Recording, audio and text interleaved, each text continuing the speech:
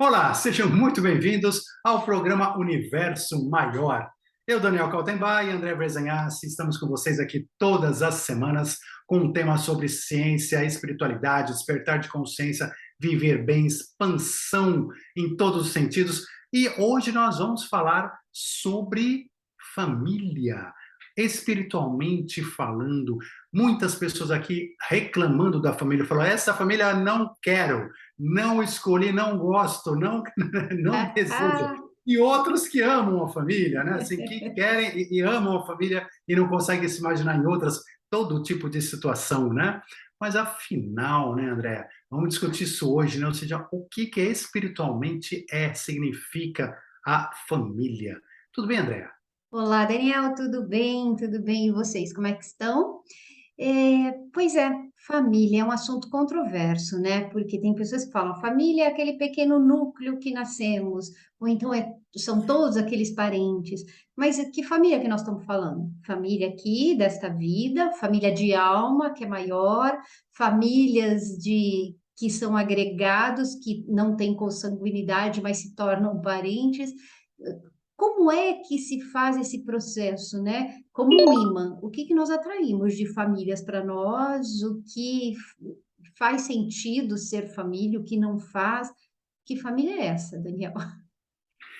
Pois é, que família é essa? Isso que a gente tem que se perguntar mesmo, que família é essa? Porque nós, quando a gente nasce, nós estamos aqui numa família física. Essa família pode ser, sim, pessoas que a gente tem grande afinidade, pessoas com que a gente já conviveu muitas vezes, pessoas que a gente ama muitas vezes, e a gente deseja ter uma experiência conjunta aqui. E muitas vezes também ao contrário, ou no meio da família tem pessoas que a gente não deseja, pessoas que a gente teve grande dificuldade e, enfim, que a gente acaba nascendo junto de novo para tentar reconciliar, para tentar reajustar alguma coisa que ficou solta. E tem ainda casos de pessoas que nascem em famílias absolutamente de pessoas novas, pessoas desconhecidas, por assim dizer, ou muito pouco conhecidas espiritualmente, mas que nascem numa situação específica para um propósito, porque precisam estar ali, naquele local, naquela região, naquela época, no que for, e por causa disso, elas precisam nascer ali. Então, elas nascem ali, exatamente. Então, temos todos os tipos. E temos também a família espiritual, fora daqui, desencarnados. Essa grande, bom, primeiro, a humanidade é uma grande família, a nossa maior família, né? Mas dentro dela temos grupos e subgrupos, por assim dizer, né? Com maiores afinidades, menores afinidades. E a gente, dentro dessa família maior, nós vamos encontrar aqui encarnados, às vezes, pessoas que são amigos nossos, não são só parentes, mas são amigos, são pessoas que a gente encontra, e outros que a gente acaba nem encontrando aqui, mas que são nossa família espiritual, que sempre está nos acompanhando, né? Estamos sempre juntos entre vidas e mortes, né? Ou mortes no bom sentido, porque essa é a vida real do lado de lá, a gente está sempre indo e voltando conjuntamente, às vezes juntos, às vezes separados, mas nos conhecendo muito bem. Falando um pouco da visão sistêmica, né? Como eu sou consteladora e a gente estuda muito esses laços familiares, nós vamos lá para trás dos antepassados, mas muito além daquilo que nós percebemos ou que nós tivemos contatos aqui, né? Eu, por exemplo, tive contato com a minha bisavó. Cheguei a ter contato, porque ela faleceu com 105 anos, mas assim, lógico que eu era bebê, mas de qualquer forma, não é só esta família física, este contato físico que muitas vezes nós pensamos e falamos, o avô, o papai, o avô, o bisavô, e vai por aí, tataravô. Na verdade, a gente tem laços muito maiores, que estão muito mais, que são muito mais antigos, que vão muito lá para trás. E quando eu te pergunto assim, família, que família é essa? Porque surge uma dúvida. Na minha cabeça fica assim: precisa ter uma organização muito perfeita antes de eu nascer para colocar todo mundo dentro daquele papel que veio viver como teatro. Ó, este é o seu personagem, aquele é o seu, mas precisa ter um departamento ali organizacional muito equilibrado, muito correto, muito preciso, não é? É interessante a tua pergunta e é bastante, né, bastante razoável porque a gente pensa isso mesmo, ou seja, uma organização muito grande, né? E como é que é essa organização? Na verdade, assim, nós temos duas grandes possibilidades. Na espiritualidade, enfim, vamos falar de duas grandes possibilidades. Claro que são mais do que isso, porque a espiritualidade é muito mais vasta do que isso, mas, a grosso modo, a primeira possibilidade que acontece é justamente quando você está num processo reencarnatório e esse processo reencarnatório te permite um acompanhamento espiritual de equipes técnicas. Então, por exemplo, você está numa colônia espiritual e nessa colônia espiritual, você se prepara, você estuda, você analisa a sua vida, você projeta a sua próxima reencarnação conscientemente, você participa de tudo isso, e junto com equipes espirituais que vão então te ajudar nesse processo todo, vão trabalhar nesse processo e te colocar, né, na família correta, no momento correto, ou seja, vão desenhar, por assim dizer, aquela reencarnação de uma maneira muito, muito clara, né? Então, essa é uma possibilidade que acontece muito, principalmente, né, num planeta que nem o nosso, onde há muita necessidade disso, até pela nossa inconsciência de nós mesmos. Mesmo depois de mortos, a gente, né, como espíritos, a gente ainda somos bastante primitivos e é difícil para a gente definir o que é melhor para a gente na reencarnação. Na verdade, a gente mal faz isso.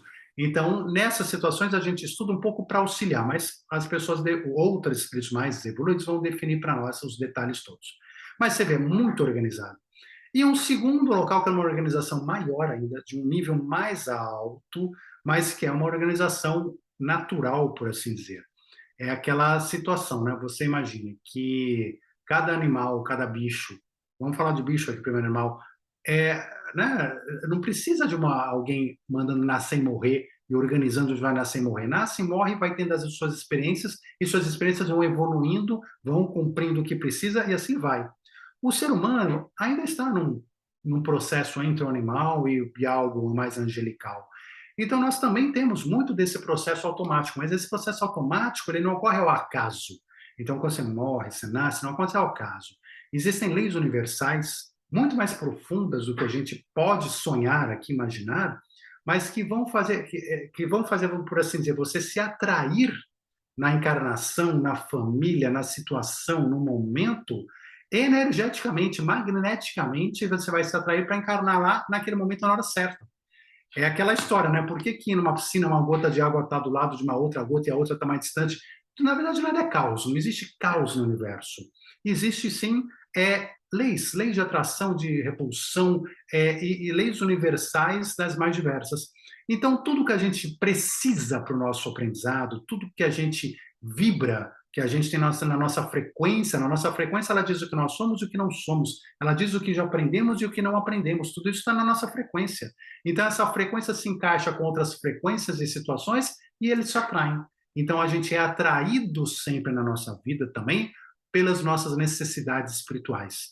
Então, não necessariamente você precisa ter uma colônia espiritual te auxiliando diretamente, né? Porque o processo natural também é um processo válido. Você estava falando, eu estava pensando, então, viver é um processo de fé, de você acreditar que tudo está no lugar certo e na hora certa. Todas as pessoas dessa família estão ali porque é preciso que seja assim. Foi uma escolha para a evolução. É difícil nós, seres humanos, aceitarmos isso, né? Tão arrogantes que nós somos, de que tudo está no seu devido lugar. Tudo está no lugar certo, na hora certa, tudo é organizado, não existe caos no universo.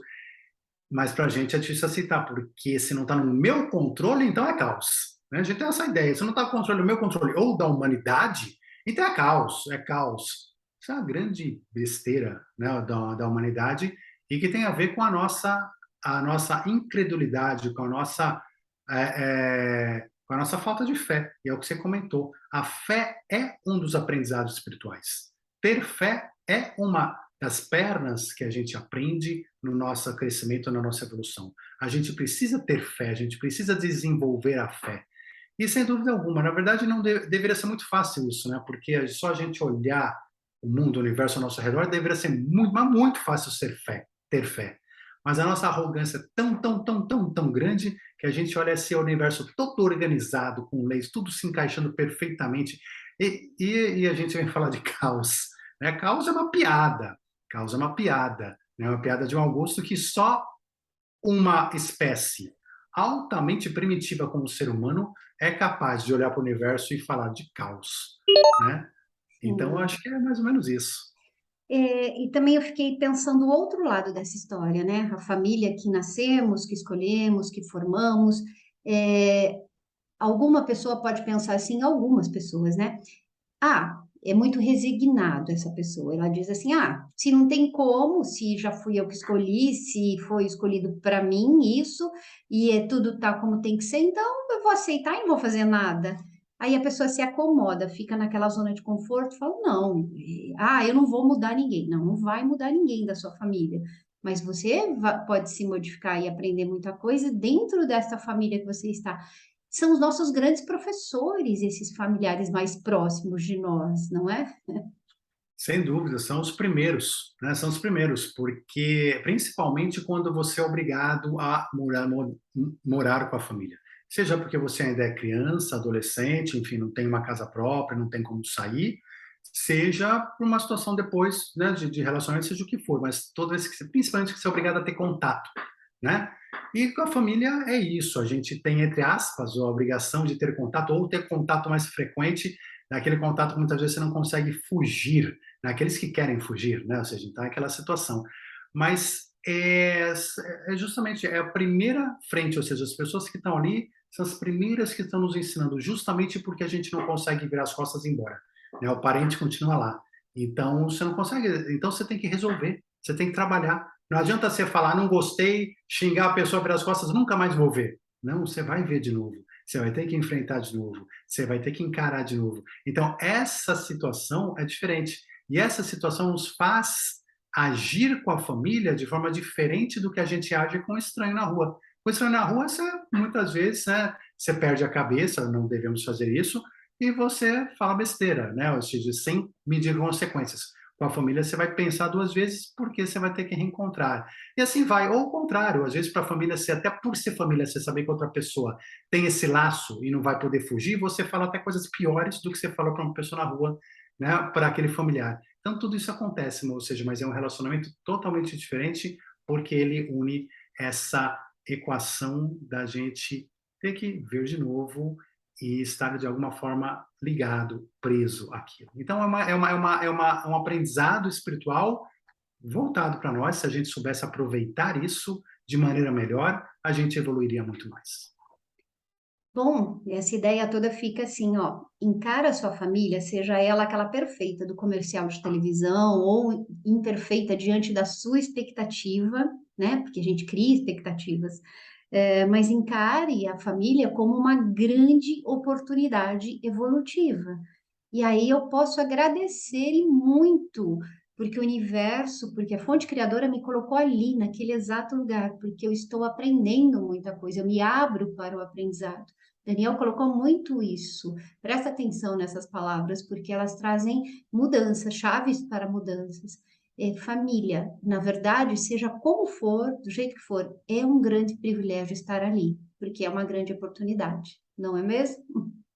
Perfeito, é isso mesmo. Então, vamos voltar às nossas famílias, amigos, né? Ou seja, todas aquelas pessoas que a gente tem mais próxima de nós, que a gente tem maior contato, sejam muitas, sejam muito poucas, enfim, mas vamos voltar a eles e treinar, principalmente com eles, isso. Treinar o nosso amor, treinar a nossa tolerância, a nossa fraternidade, a nossa caridade, treinar as nossas imperfeições, se a gente consegue controlar nossas imperfeições perante elas, e assim por diante. Não tem treino melhor do que essas pessoas. É isso.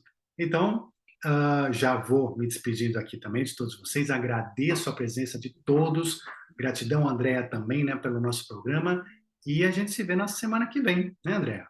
Gratidão. Semana que vem estaremos aqui para mais um programa Universo Maior. Gratidão, Daniel. Gratidão, pessoal, pela participação. E até mais. Tchau, Forte tchau. abraço, muita luz a todos. Tchau, tchau.